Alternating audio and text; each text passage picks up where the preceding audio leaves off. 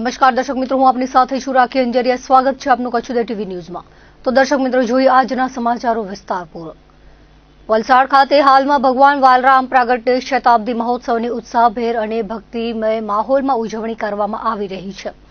આ ઐતિહાસિક મહોત્સવના ભાગરૂપે વલસાડમાં કચ્છી ભાનુશાલી મિત્ર મંડળ દ્વારા નિર્મિત અત્યાધુનિક ઓધવ ભવનનું લોકાર્પણ રાજ્યના મુખ્યમંત્રી ભૂપેન્દ્ર પટેલના હસ્તે સંપન્ન થયું હતું.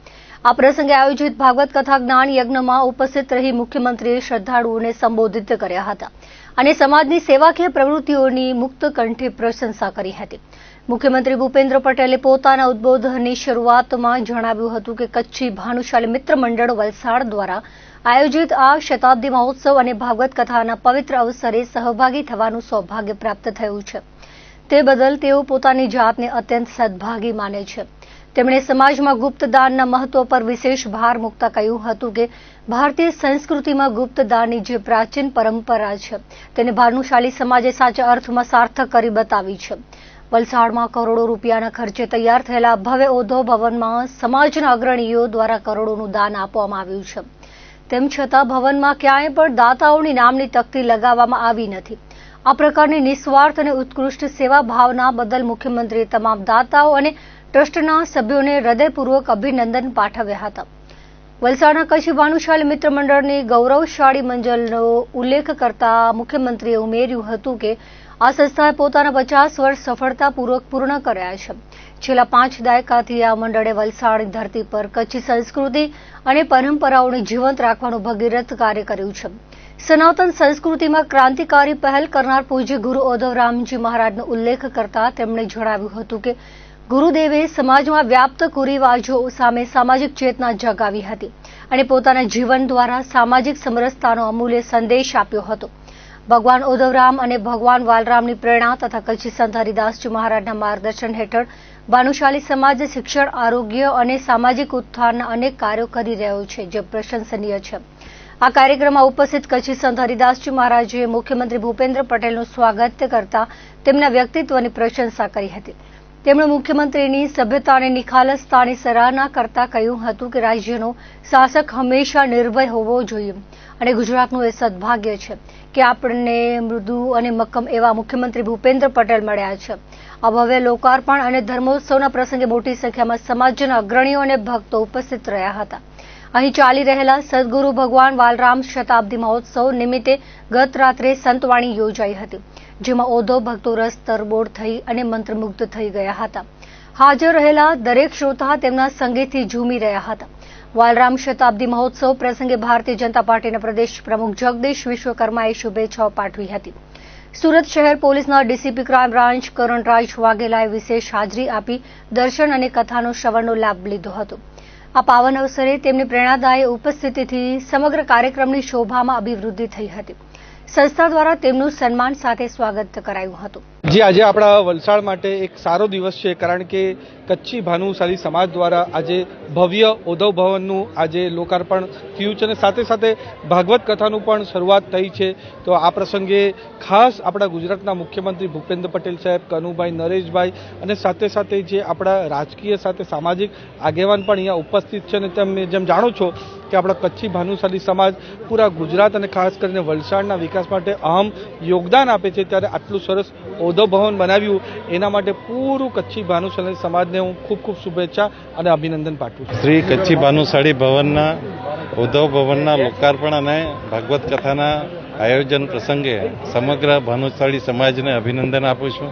અને એમની ખુમાણી અને દેશભક્તિ અને દેશપ્રેમના લીધે એમણે સમગ્ર ભારતમાં નહીં પણ વિશ્વમાં એક ઊંચું સ્થાન પ્રાપ્ત કર્યું છે. ત્યારે વલસાડમાં એમનું આ ભવન અનેક સાંસ્કૃતિક કાર્યક્રમો અને દેશભક્તિ માટે ઘણું ઉપયોગી રહેશે એવી શુભેચ્છા આપું છું.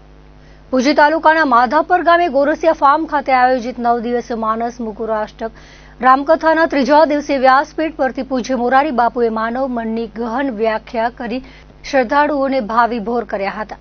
પૂજ્ય બાપુએ મનના અનેક રૂપોના દ્રષ્ટાંતો આપતા જણાવ્યું હતું કે મન સ્વભાવે મૃગ સમાન હોવાથી તે સતત અહીં તહીં ભટકતું રહે છે. માનવીનું મન એ ભવ સિંધુની માછલી જેવું છે, જે ક્યારે એક સ્થાને સ્થિર રહી શકતું નથી. મન મોર બનીને થનગાટ કરે છે, પરંતુ જ્યારે બુદ્ધિ શત્રુપા બને છે ત્યારે માનવ મન આ બુદ્ધિનો આશ્રય લઈને વ્યક્તિને ભ્રમિત કરવાનું કાર્ય કરે છે.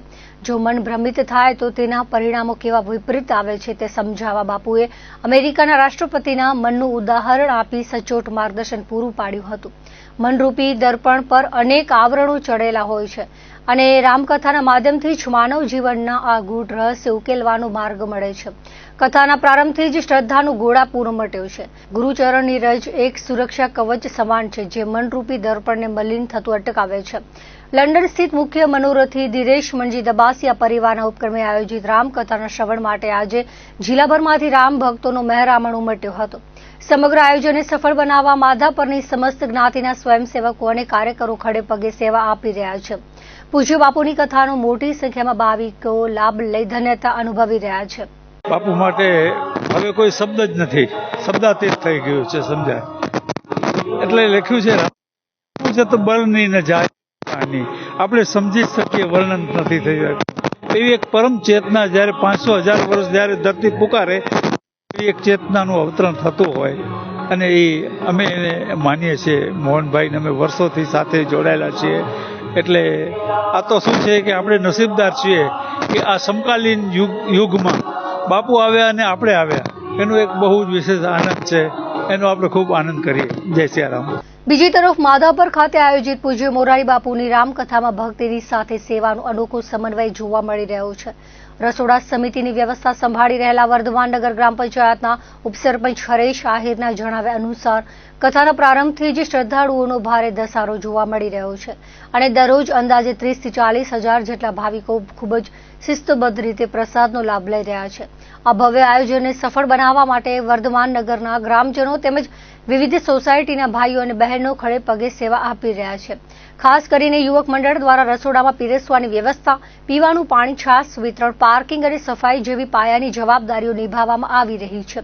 ગ્રામજનોના સાથ સહકારથી આ 9 દિવસીય જ્ઞાન યજ્ઞમાં સેવાનો પ્રવાહ અવિરત વહી રહ્યો છે. આ 9 દિવસની જે રામકથા છે એમાં અમારા વર્ધમાન નગરની ગ્રીન સિટી અને હર્ષિલ પાર્કની ભાઈઓ બહેનો આ રસોડાની સંપૂર્ણ જવાબદારી ઉપાડી છે. 9 દિવસ સવાર સાંજ અમારા 40 ભાઈઓ બહેનો 3 ટાઈમ આ રસોડામાં ફરજ બજાવે છે અને આ 9 દિવસ આ મોટી કથામાં રોજ 30 થી 40,000 ભાઈઓ બહેનો આ પ્રસાદનો લાભ લે છે. વૃંદાવનના ફોગલા આશ્રમ ખાતે ચાલી રહેલા શ્રીમદ વ્રજ પ્રભા ગ્રંથ પારાયણના દ્વિતીય દિવસે ભક્તિ જ્ઞાન અને આધ્યાત્મિકતાનો અનોખો સમન્વય જોવા મળ્યો હતો. કચ્છ સહિત દેશના વિવિધ ભાગોમાંથી પધારેલા ભાવિકોએ મોટી સંખ્યામાં હાજરી આપી કથાનું રસપાન કરીને આધ્યાત્મિક આનંદનો અનુભવ કર્યો હતો. પારાયણના બીજા દિવસે મનોરથી વાસણભાઈ વિસાભાઈ રણમલ માતા પરિવાર દ્વારા શાસ્ત્રોક્ત વિધિ મુજબ પોથી પૂજન, અર્ચન અને ગુરુ પૂજન કરવામાં આવ્યું હતું. વ્યાસપીઠ પર કથાકાર ત્રિકમદાસજી મહારાજ અને સાધુ ભગવાનદાસજી મહારાજનું ભાવપૂર્વક પૂજન કરાયું હતું. પૂજન, કીર્તન, ગોપી ગીતો અને છંદોની ગૂંજ વચ્ચે સમગ્ર આશ્રમ ભક્તિમય બની ગયો હતો. વ્યાસપીઠ પરથી ત્રિકમદાસજી મહારાજે વ્રજ પ્રભા ગ્રંથના મહિમા અને તેના સર્જન પાછળના આધ્યાત્મિક પ્રસંગોનું વિસ્તૃત વર્ણન કર્યું હતું. તેમણે જણાવ્યું હતું કે સુંદર સાહેબ મહારાજનું પ્રાગટ્ય વસંત પંચમીના પવિત્ર દિવસે થયું હતું અને તેઓ લલિતા સખીનું સ્વરૂપ હતા. તેમની જીવનયાત્રા અને પૂજા ભગત સાથેના આધ્યાત્મિક સંબંધો ભક્તિનો ઉત્તમ આદર્શ છે. અંજારની પવિત્ર ધરા સાથે જોડાયેલા પ્રસંગોનો ઉલ્લેખ કરતા મહારાજે જણાવ્યું હતું કે જેસલ તોરલ સમાધિ નજીક આવેલી ધર્મદાસજી મહારાજની દેરી ખાતે સુંદર સાહેબને દિવ્ય પ્રકાશના દર્શન થયા હતા, જેના કારણે આ ધરા પવિત્ર બની છે. આ પ્રસંગો ભક્તોને શ્રદ્ધા અને વિશ્વાસનો સંદેશ આપે છે. વર્તમાન સમયમાં માનવ જીવનની યોગ્ય દિશા આપવા મહારાજે માર્ગદર્શન આપતા કહ્યું હતું કે લોભ, લાલચ અને અહંકારથી દૂર રહીને પ્રભુ સ્મરણ અને સદગુરુની ભક્તિમાં નિષ્ઠા રાખવી જોઈએ. ખોટી માન્યતાઓ અને અંધશ્રદ્ધાનો ત્યાગ કરીને નિર્મળ અને સદાચારપૂર્ણ જીવન જીવવું જોઈએ. કાર્યક્રમ દરમિયાન રાધાવલ્લભ મંદિરના સેવાયક ચંદનલાલજી મહારાજ, સંત યોગેન્દ્ર મહારાજ પાઠક તથા જમનાદાસજી મહારાજનું સન્માન કરવામાં આવ્યું હતું. વિરામ સમયે ભજન, કીર્તનની સંગીતમય રજૂઆતમાં ભક્તો રાસના તાલે ઝૂમી ઉઠ્યા હતા. રાપર તાલુકાના નાની હમીરપર ગામે દરબારવાસમાં રહેતા દીપેન્દ્રસિંહ ઉર્ફે દીપુભાઈ જયેન્દ્રસિંહ જાડેજા અને નરપતસિંહ ભગુભાઈ જાડેજાએ નરપતસિંહના મકાનમાં દારૂ છુપાવ્યો હોવાની બાતમી મળી હતી, જેના આધારે આડેસર પોલીસે તપાસ કરી હતી. દરમિયાન મકાનમાંથી બોટલ અને ક્વાટરિયા મળી કુલ 2,58,250નો મુદ્દામાલ કબજે કર્યો હતો. રેડ દરમિયાન એક પણ આરોપી હાજર મળ્યો ન હતો. બીજી તરફ ભચાઉ વિસ્તારમાં પોલીસે લાખો રૂપિયાની કિંમતનો વિદેશી દારૂનો જથ્થો ઝડપી પાડ્યો હતો. પોલીસને ચોક્કસ બાતમી મળી હતી કે ગુણાતીતપુર તરફથી એક સફેદ કલરની સ્વિફ્ટ ડિઝાયર કાર વિદેશી દારૂ ભરીને ભચાઉ તરફ આવી રહી છે, જેના આધારે પોલીસે ભવાનીપુર કેનાલ પાસે વોચ ગોઠવી હતી. બાતમી મુજબની કાર શંકાસ્પદ હાલતમાં જણાતા પોલીસે તેને હાથના ઇશારે વડે ઊભી રખાવી હતી. પંચોની હાજરીમાં કારની તલાશી લેતા તેમાંથી ભારતીય બનાવટનો વિદેશી દારૂ મળી આવ્યો હતો, જેમાં ઓલ્ડ મંગ XXX રમની કુલ 476 બોટલ મળી આવી હતી. પોલીસે સ્થળ પરથી 7,14,000ની કિંમતનો દારૂ, કાર અને મોબાઈલ મળી કુલ 10,24,000નો મુદ્દામાલ કબજે કર્યો છે. આ કાર્યવાહી દરમિયાન અંજારના ધમડકા ગામના 24 વર્ષીય વિપુલસિંહ ગોવુભાઈ જાડેજા અને કાયદાના સંઘર્ષમાં આવેલ એક કિશોરની ધરપકડ કરવામાં આવી છે. જોકે આ ગુનામાં સંડોવાયેલા અન્ય 2 શખ્સો યશપાલસિંહ બળવંતસિંહ જાડેજા અને રાજદીપસિંહ ભરતસિંહ ઝાલા પોલીસની પકડમાંથી નાસી છૂટવામાં સફળ રહ્યા છે, જેમને પકડવા માટે તપાસ તેજ કરવામાં આવી છે. ભચાઉ શહેરમાં લાલ કલરની થાર ગાડીના ચાલકે પૂરઝડપે ગાડી ચલાવી લોકોના જીવ જોખમમાં મૂક્યા હતા. ભચાઉ પોલીસે આ કાર માલિકને શોધી કાયદાનું ભાન કરાવ્યું હતું. તપાસમાં સામે આવ્યું હતું કે કિશોર વયનો બાળક ઘરેથી થાર ગાડી લઈને બજારમાં નીકળી ગયો હતો અને પૂરઝડપે ગાડી ચલાવી હતી. પોલીસે થાર ગાડી ડિટેન કરી આગળની કાર્યવાહી કરી હતી. તાજેતરમાં ભારે પવન અને વરસાદ વચ્ચે કચ્છના નાના રણમાં આવેલ વાછડા દાદા મંદિરે દર્શન કરવા માટે આવેલા લોકો રણમાં અટવાઈ ગયા હતા. પોલીસને જાણ થતાં રણમાંથી તમામને બચાવી લેવામાં આવ્યા હતા. આ બાબતે જાણવા મળતી વિગતો મુજબ ટીકરથી પલાસવા જતા રણમાં બોલેરો લઈને 8 લોકો નીકળ્યા હતા. રાત્રિના સમયે વરસાદના કારણે રણમાં રસ્તો ભૂલી જતા અટવાઈ ગયા હતા. ખાવા પીવાનું પૂરું થઈ ગયું હતું. આ દરમિયાન માંડ મોબાઈલ વડે ગામના લોકો પોલીસનો સંપર્ક કરવામાં આવ્યો હતો. આડેસર પીઆઈ VS સેંગલ અને તેમની ટીમ પહોંચી હતી. ઉપરાંત ગામના ભરવાડ સમાજ આગેવાન શકતાભાઈ, રામાભાઈ, મુનાભાઈ, રણછોડભાઈ સહિતના ટ્રેક્ટર લઈને પહોંચ્યા હતા. રણ વિસ્તારમાં 5 કલાક જેટલી મહેનત કરીને 8 લોકોને રણમાંથી બહાર કાઢવામાં આવ્યા હતા. રેસ્ક્યુ દરમિયાન પોલીસની ગાડી પણ કાદવમાં ફસાઈ ગઈ હતી. રણમાંથી બહાર કાઢતા તેઓએ સૌનો આભાર વ્યક્ત કર્યો હતો. માંડવી તાલુકાના મસ્કા ગામ નજીક આવેલ શ્યામજી કૃષ્ણ વર્મા ક્રાંતિ તીર્થ સ્મારકમાં ધોળા દિવસે દીપડો આટા ફેરા મારતો નજરે પડતા લોકોમાં ભારે ફફડાટ વ્યાપી ગયો હતો. આ ઘટના સ્મારકના CCTV કેમેરામાં કેદ થઈ હતી.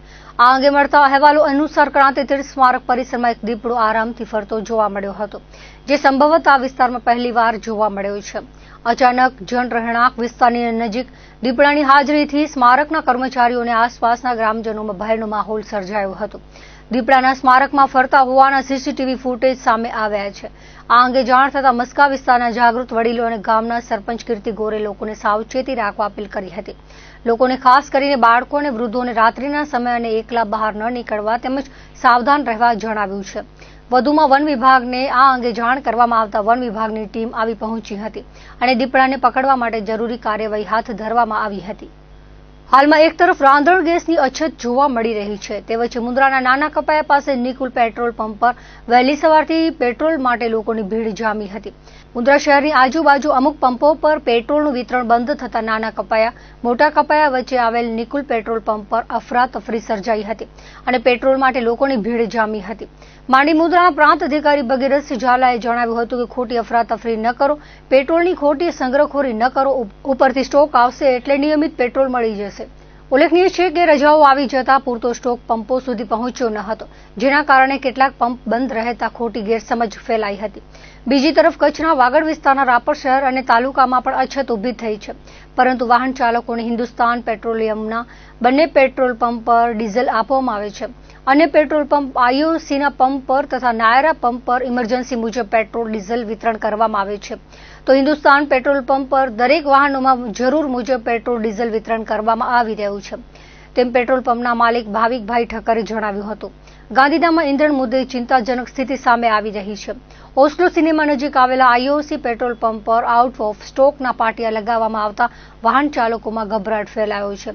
સવારથી જ પંપ પર પહોંચતા લોકોને ડીઝલ ન મળતા પરેશાન બન્યા હતા, જ્યારે ઘણા વાહન ચાલકોને ખાલી હાથે પરત ફરવું પડ્યું હતું. શહેરના અન્ય વિસ્તારોમાં પણ વધતી ભીડ અને લાઈનોને કારણે લોકોમાં ઈંધણ ખૂટવાની ભીતિ વધુ ગાઢ બની રહી છે.